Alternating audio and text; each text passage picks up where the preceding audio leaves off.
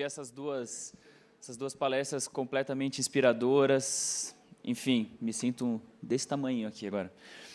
Mas, enfim, como a própria Isa falou, eu estive no Masterchef Profissionais segunda edição. Inclusive, agora meu nome não é mais Guilherme, é Masterchef. Qualquer lugar que eu vou, passo no lugar. Ô, Masterchef!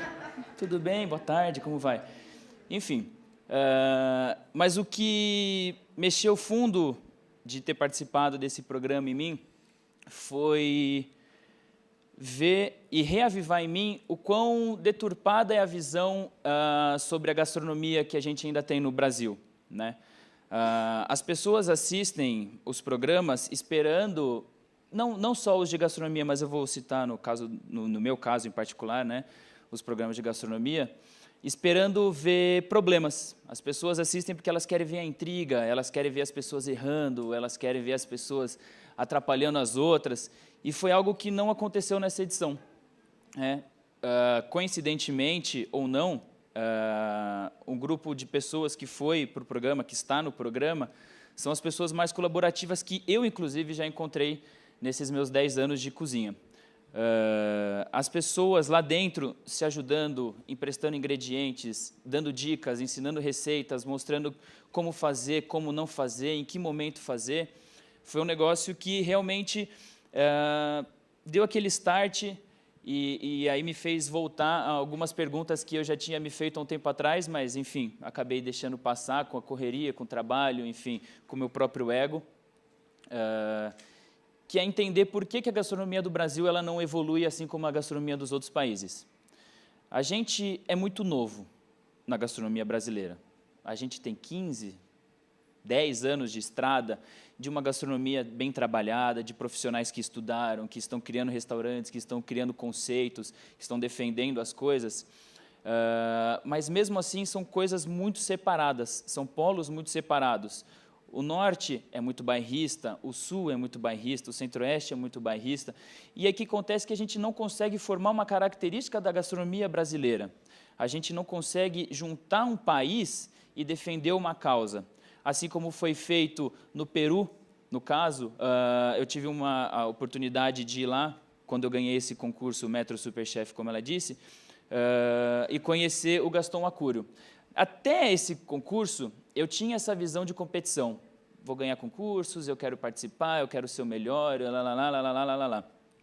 E aí, quando eu ganhei, conheci o Gaston, e no dia que eu conheci ele, eu conversando com ele, ele me falou assim, a cozinha peruana só é o que a cozinha peruana é, porque todos nós, chefes de cozinha, fornecedores, produtores e clientes, nos unimos para defender a nossa gastronomia. A gastronomia peruana, hoje em dia, não é só gastronomia, ela é um bem de exportação, né? Todos os lugares que você vai, tem alguém servindo um ceviche. No Brasil mesmo, qualquer lugar que você for numa praia, eu estava em Búzios ontem, todos os restaurantes, beira de praia, servem ceviche. Não é algo nosso, é do Peru. E como veio para aqui? Eles venderam o produto deles, eles defenderam a característica do produto deles, eles se uniram para isso, né? E aí teve uma frase que ele falou para mim que aquilo me marcou e foi um negócio que foi a estaca zero para mim novamente, que ele falou, em vez de competir, vamos compartilhar, né? E é justamente isso. A gente vê muitos chefes de cozinha da velha guarda que não passam suas receitas, que tem aquela minha receita da minha avó que eu guardo, eu vou morrer com ela, só vou passar para os meus filhos e tudo mais. Não é legal isso. A gente tem que fortalecer a nossa comunidade. A gastronomia brasileira ela é tão rica, a gente tem tantas coisas, tem tantas pessoas engajadas em desenvolver, a pesquisar novos alimentos, novas funções para os alimentos, e a gente acaba tendo muitos pontos separados e a gente não consegue unir isso, né? Recentemente, semana passada, eu estava na Prazeres da Mesa e eu assisti uma palestra do Josimar Melo que ele estava falando realmente isso. Josimar Melo, para quem não sabe, é um crítico gastronômico aqui de São Paulo, que é muito conceituado, há quem ame e há quem odeie, né? Acho que cada um dá uma pesquisadinha lá e tire suas próprias conclusões disso. Mas ele estava realmente falando disso, só que voltado para a Espanha. E a mesma coisa que a Espanha fez. Todos os chefes da Espanha se uniram, Todos os chefes da Espanha se juntaram para fazer uma gastronomia mais forte. Toda a competição que um chefe espanhol ganhava, ele levava o produtor que forneceu aqueles ingredientes para ele, as pessoas que pesquisaram aquelas plantas, aquelas verduras, aqueles legumes, enfim, o que seja, para ele desenvolver aquele prato, e ele nomeava um por um, apresentava um por um, falava a função dele, o quão importante ele foi para a Espanha estar naquele lugar, né? E é isso que falta um pouco no Brasil. Falta um pouco da gente se unir mais. Profissionais de cozinha, quando eu digo, somos todos nós, porque todo mundo se alimenta, não só pelo ato fisiológico da coisa. A gente tem que respeitar nossos alimentos, tem que diminuir o consumo de fast food, do que seja, relembrar, agora está na moda falar de punks, né? Mas quem aqui não era do interior e não comia azedinha, não comia dente de leão, não pegava uma pitanga, não colhia uma amora? Quando foi a última vez que as pessoas fizeram isso aqui, né? A gente tem que se reconectar à nossa alimentação, às nossas raízes, defender e falar, a cozinha brasileira não é o macarrão da cozinha italiana. É isso sim, mas é a cozinha italiana com frango caipira que sua avó fazia, né? Os italianos trouxeram a herança, a gente adquiriu isso, né? É o nosso tucupi do norte, né? É o nosso arroz de cuchá do nordeste. Enfim, é muito rico. A gente tem que se reconectar, a gente tem que se unir, a gente tem que pegar as pessoas, juntar informações, defender tudo isso, tá?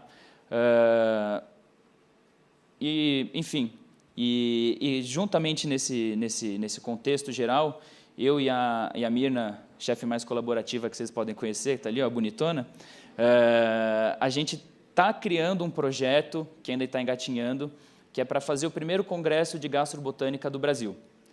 Tá? Que a gente está tentando realmente trazer as pessoas daqui que fazem esse tipo de pesquisa, esse tipo de trabalho, que já divulgam, que são formiguinhas aí nesse país tão grande, e também pessoas de fora que já são exemplos de sucesso disso, né?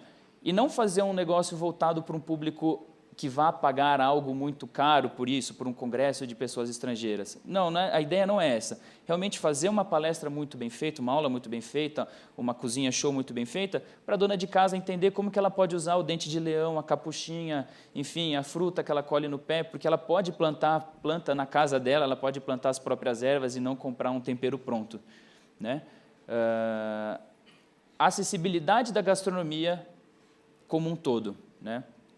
E eu acho que é um caminho que a gente precisa dar uma focada um pouco maior.